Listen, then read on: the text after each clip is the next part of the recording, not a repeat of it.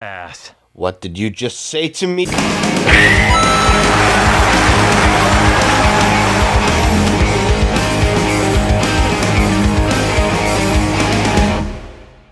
Hello and welcome back to Channel Changing. Well, where we last left off, we were in the sort of swampy marsh. We still kind of are.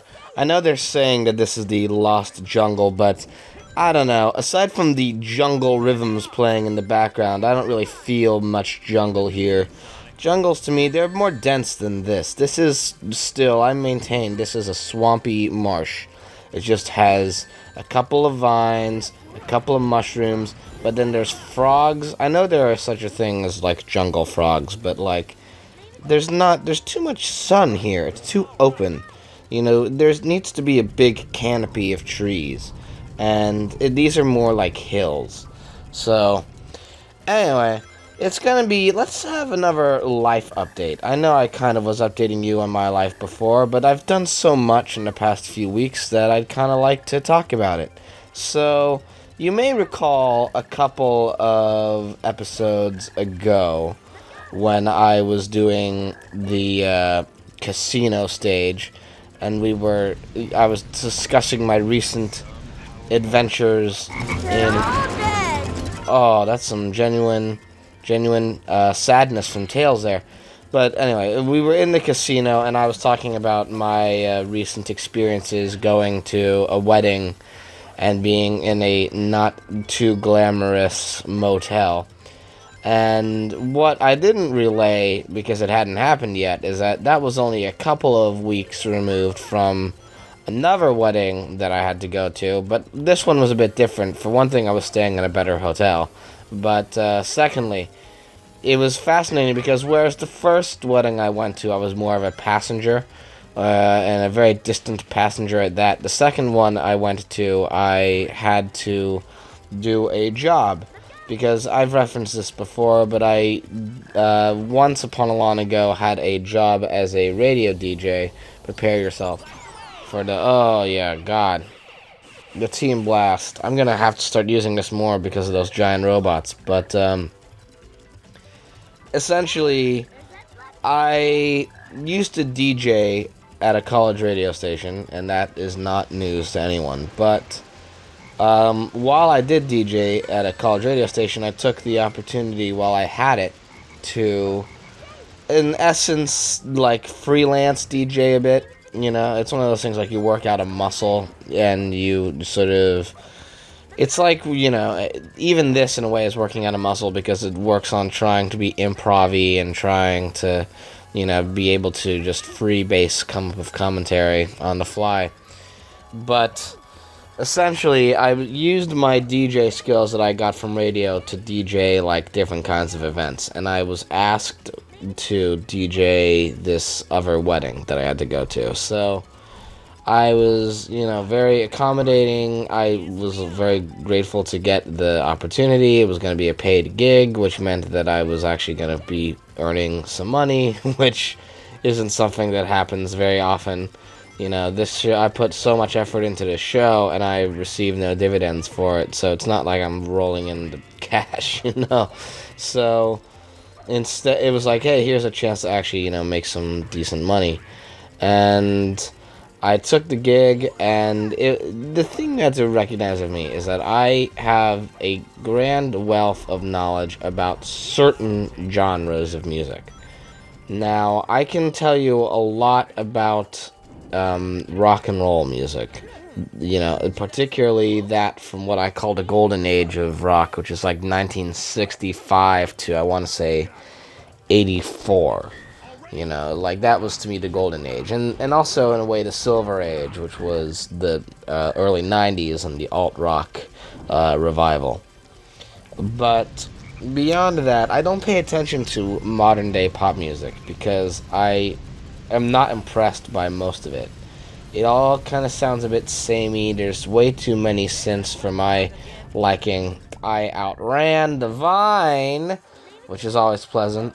Be careful not to fall. Oh, we're gonna be back with this again, aren't we? Yeah.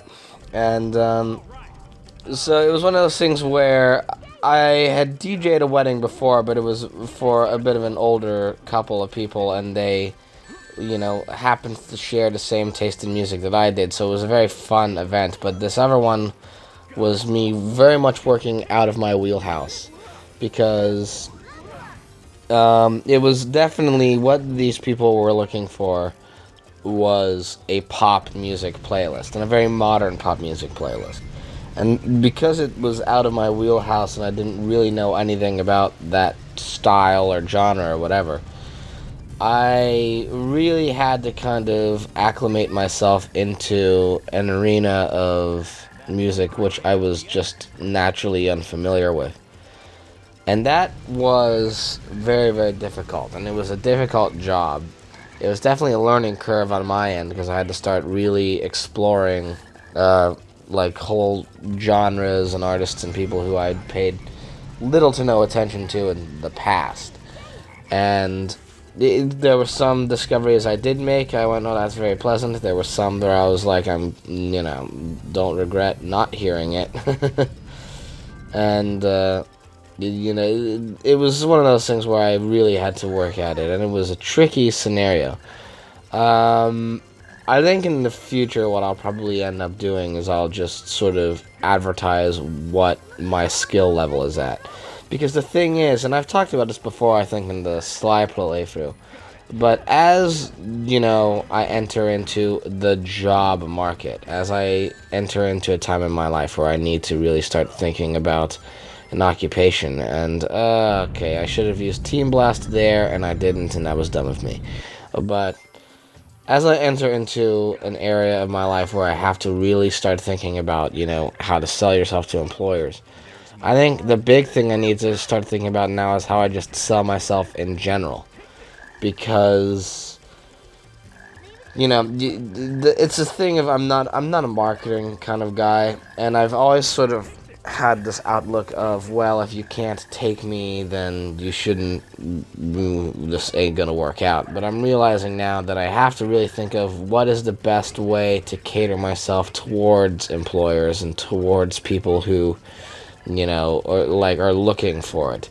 Because I am of the outlook that, if I want to be doing a job, I want to be doing a job that I'm best at. And I don't want to be, wasting my skill set just for a paycheck, or also hiding my own, personality and who I am for worker stuff, all that things like that. That is not the message here, but the message is definitely looking for the right place, looking for the right sort of place to be in that really puts my skills to good use. And I think in the future what I'm going to do, if I DJ another wedding like that, it was a fine time, and they enjoyed what I did, but if I do something like that again, I think what I'm gonna do is really kind of make clear what my skill level is and what I'm proficient at, because I think in that scenario I'll be able to really put myself to better use and put my skills to better use, and really deliver something that, is uniquely what I bring to the table. Because I think that was the big problem with this thing I did recently. I ended up having John help out a lot, because John is, you'll remember him from the Spider-Man playthrough and all this other stuff. He's the guy who actually does listen to more modern pop music kind of stuff. He worked at not a record store, but like an entertainment chain of stores, and he was very up to date on what was in the top of the charts, what was getting played on the radio a lot. Why am I banging into the ceiling? I did not realize that's a thing you could do. Okay, whatever. But I ended up really outsourcing to a lot of friends, which is not something I would typically do in that scenario. I would have tried probably to just use my own skill set. But it was an area where the stuff that was being requested beforehand, because the methodology I take to, if I'm doing DJ commission work, what I'll do is I will ask, the person who I'm asked to attend, I'll ask the people coordinating it, like, what do you want to hear?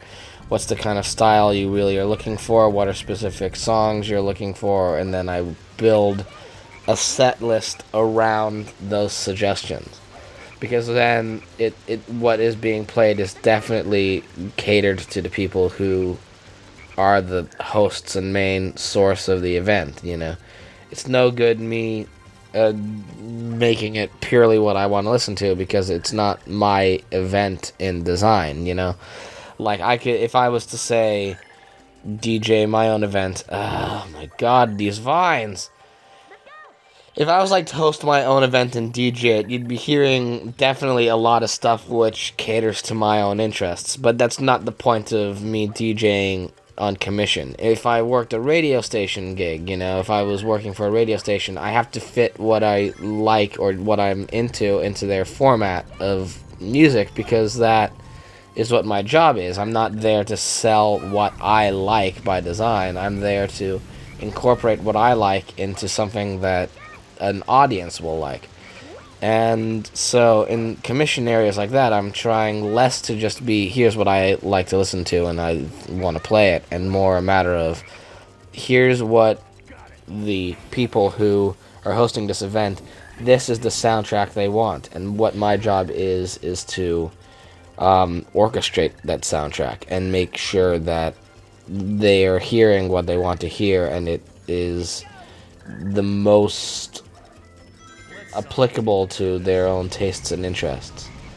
Now, all that being said, what became clear to me is that, and not anything against these people, but it was definitely their interests were not the sort of stuff I knew as well as all the other things I knew. And why is the Vines so bad? And not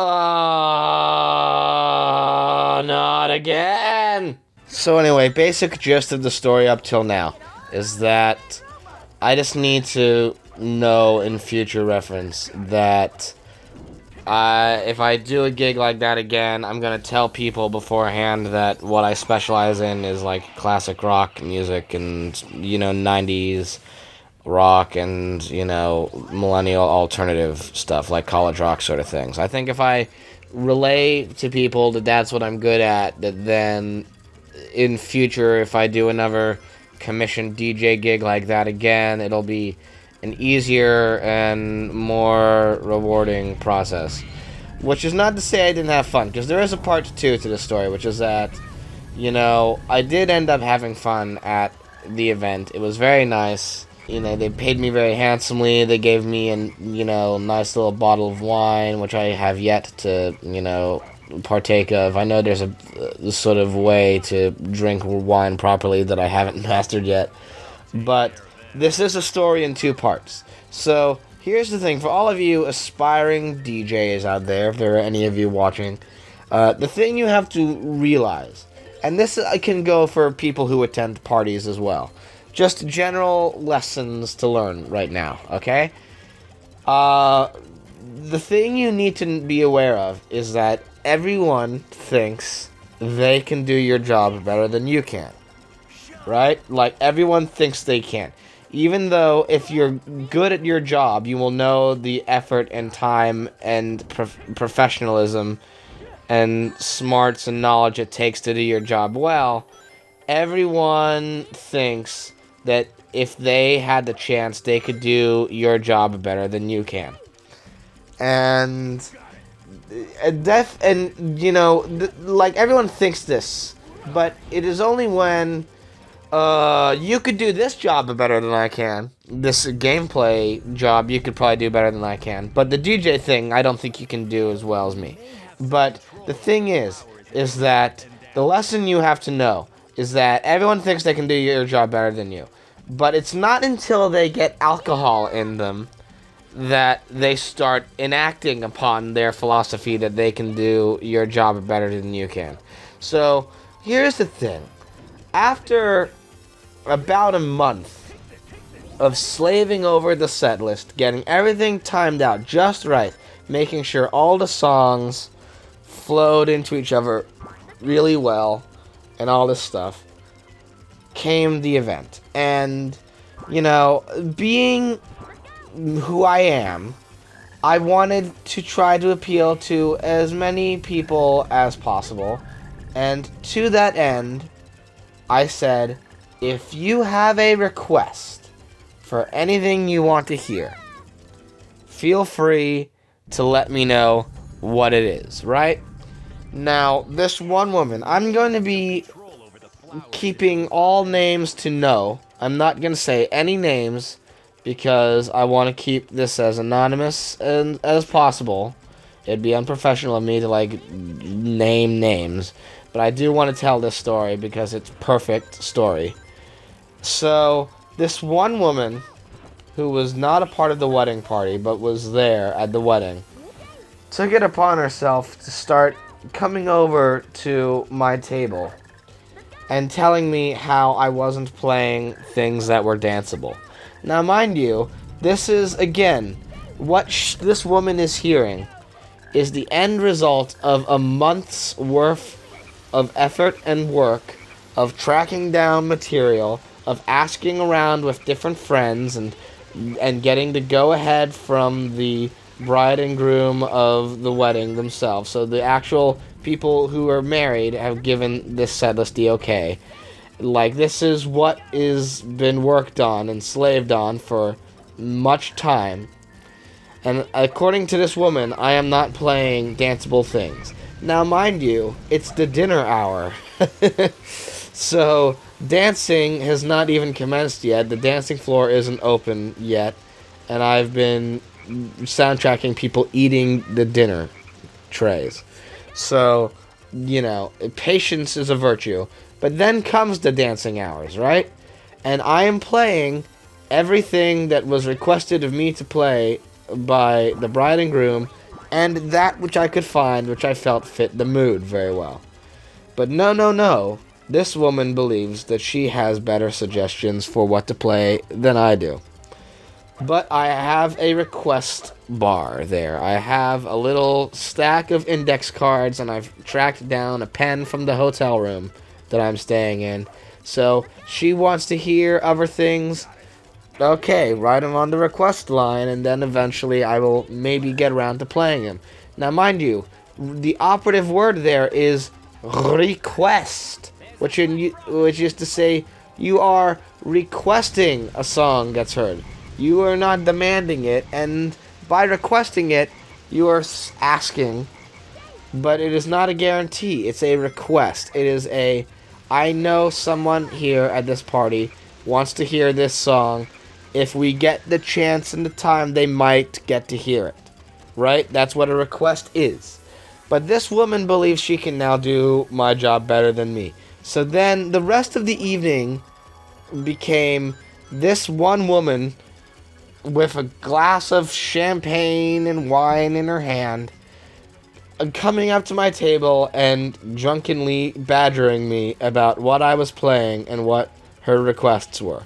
Now, this was a story in 3 acts, because I held on to the request cards, and whoa. Okay.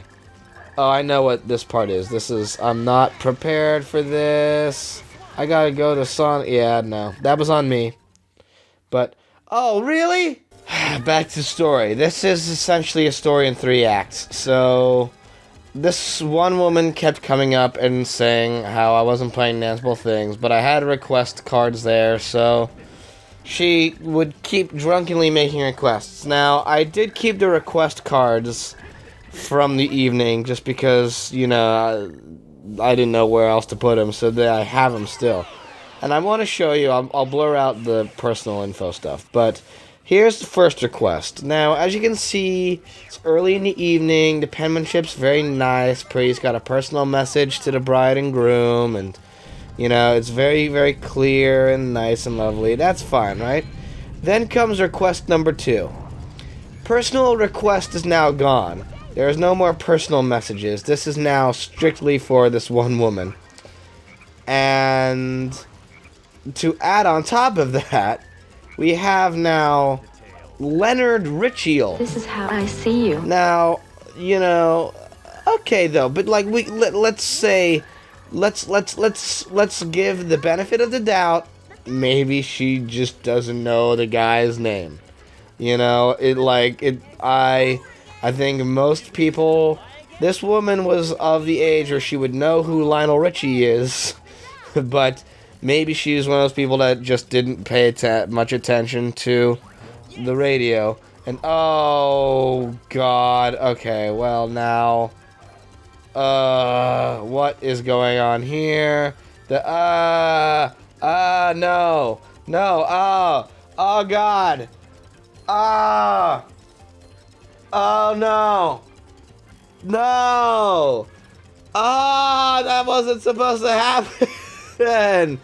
Ah, crap! Are we stuck here? Oh, okay, come on. Hopefully this... No! I pin the blame on that squarely on the game. Anyway, where were we? Oh, yeah, Leonard Richie. For this woman's sake, let's say, okay, maybe she just didn't know Lionel Richie's name, thought his name was Leonard Richie. Alright. Now, mind you, I've never heard of a last name Richie in my life, but, you know, and I haven't heard of many pop stars named Leonard, but, Leonard Cohen. Okay, I immediately undid myself there, though Leonard Cohen wasn't really much of a pop star now, was he? But, okay, we'll excuse all of that, and instead say, benefit of the doubt majors in name, right? Act 3. Now, this here, what is the phrase? Like, a picture can sometimes say more than 1,000 words. I think that is a pretty good summation of what we're looking at here. By now, this woman is on, like, her 7th drink, I want to say, and just penmanship's out the window, and I just, this is quite a display here. So, I just wanted to share that story with you, because this woman became the bane of my existence over the course of the evening. And it's something that, for all of you aspiring DJs who want to just be in the marketplace, do commission work, get some good money, because there's pretty good money in DJ work. It's, because it's commission, it isn't like a stable sort of income. But if you can, like, make it a side business, you can get some pretty decent money out of it. You know, you can charge, like, about $150 an hour. So, like, you know, $150 an hour, like, and you do an event for 3 hours, that can be, like, a pretty sizable net profit. But, all that being said, though, you have to be aware of two things. A, you have to be aware that it's not about you. It's about you making it about them. So, if you're going to DJ an event like a wedding, you want to make sure that you're not just playing what you like, but what the people who've asked you to, you know, DJ the event organizers. Because it doesn't have to be a wedding either. It can be like a public gathering, it can be a social event, it can be a birthday party, a bar mitzvah, whatever it is. You know, it is not about you, it is about them. It is about the person who is celebrating this event in their life, and you, or is having this party or whatever. And your job as the DJ is not to entertain you, it's to entertain them. So you have to be aware of what the people hosting the event want to hear, and definitely cater your work toward them. But also be prepared, because no matter how much effort you put into it, right? The job, for those who don't know, looks easy. So they are going to think your job is easy, and then they are going to think that they can do your job better than you can. So always be prepared, have the strong will and resolve to deal with, you know, the people, the jerks who don't know, like, what effort goes into doing a job like yours. So, back to the game, we have Crocodile Dundee there, or, you know, or Alligator Hunter, like, just chomping away at the bit at trying to eat Sonic and company. as you have seen probably in this footage, and as I tried to reference in the last episode, the great gimmick of this jungle is that there's the two frogs that control the landscape. There's the green frogs here who grow the plants out, and the black frogs you saw earlier who bring down acid rain and kill it, which... Hey, don't know why those frogs had to be black. Maybe they could have been red. Maybe they could have been blue. Maybe they could have been any other number of colors. Don't know why Sega chose the black frogs to be the sign of destruction. You know, but... Oh, well, that's I'm just saying. You gotta peer in through the binoculars at what is acceptable in the world. Anyway... So, we fought Eggman last level, so what's this about? Oh, well, look. Look who it is. It's everyone's favorite edgelord. Talk about being stubborn and full of surprises. Oh, yeah, that's right, because Shadow is supposed to be dead, because this game is ostensibly Sonic Adventure 3. Non-compliant intruders will be destroyed. I thought they were all on the same side in the last games. And two. Is that so?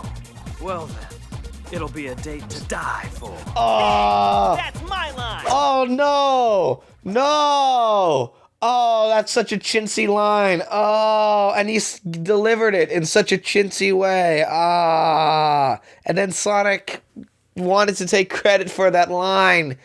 Oh. What was with that hedgehog that looked like my twin? Oh, and this is clearly a reference to Sonic Adventure 2. Because the last time Sonic and Shadow fought and met each other, and who's that double? They were in a jungle. Oh, they were on an island, and now they're here. Oh, it's so cringe. And I know that for Sonic fans out there, this is the genius. Whoa, what's going on there? Team Dark spinning like a pinwheel. So this is essentially the same thing as the Team Rose battle, just hit and mash buttons aimlessly and hope that you live long enough to see another day, and... but now there's the extra... Oh, of course. Of course. Oh, this seems rather unfair to pause time on us to do that bollocks, but whatever. Okay. Whose line is it anyway? That's the big question. So I guess they're ostensibly harder than Team Rose. Yeah, well we're all dead, so maybe a little bit. What was with that hedgehog that looked like my twin? You're gonna say that every time, aren't you, man? Not the best way to greet those you haven't seen in a while. Also, Sonic, why are you being so smug? If I understand the plot of Sonic Adventure correctly, shouldn't your attitude be, holy cow, Shadow, you're alive? Last I saw you, you were plummeting to Earth from space. But apparently, that's not what is impressive to Sonic. He's too busy being up his own porcupine quills. And I know he's a hedgehog, I just said that. But he's too busy being up himself to ever take accreditation or acknowledgement of the fact that it is like... Are better in fighting enemy formation. Let me be the leader when the enemies are in fly formation. Shadow, why are you telling me how to defeat you? Oh. God, this is absolutely unacceptable. Ooh, okay, well, man. There's a whole lot of something happening here. They all still alive? Well, Sonic's down. Well, Tails apparently is acknowledging that this is a miracle that Shadow's alive, and also is wondering why Shadow's attacking them. But I guess it's all up to Tails and Knuckles now. Oh, it's all up to Knuckles. Boyos. Is he gonna make it? Is he gonna do what has to be done? I think this is the outcome everyone wanted to see. The showdown of the century that everyone always loves witnessing. Knuckles versus everybody. Oh man, it's just him and Omega, and it's a... Oh man. This is so This is such like an anime, where like it's less about actually getting in hits, but. Now I shall destroy you all. Well, okay. Well, I don't know if you're gonna destroy me, Omega, because you're gone. Yeah. Wow. The fight of the century. It's Knuckles versus Shadow. Everyone wanted to see this. Definitely. And oh. Okay. So I guess Shadow is no match for Knuckles the Echidna. Lessons learned. Oh, hit the subscribe button, ding the bell to be notified about when new videos come out. Smash the like button, share the video with your friends. On the screen, you'll see more episodes of the Gaming Weekend and more episodes of Serenade Caffeine. I'll see you all next time. This episode's over. Can you tell I'm jaded yet?